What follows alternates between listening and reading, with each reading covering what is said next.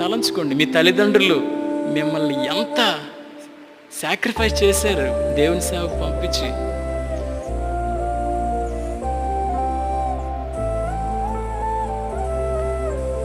ఎంత సాక్రిఫైస్ చేశారు. మిమ్మల్ని చదివించి చదివించి చదివించి లక్షలు పెట్టి సడన్గా మీరు సేవకి వెళ్తానంటే సేవకు తీసుకొచ్చి మీ తల్లిదండ్రుల పట్ల బీ థ్యాంక్ఫుల్, బీ గ్రేట్ఫుల్. ఎప్పుడు తలంచుకోండి.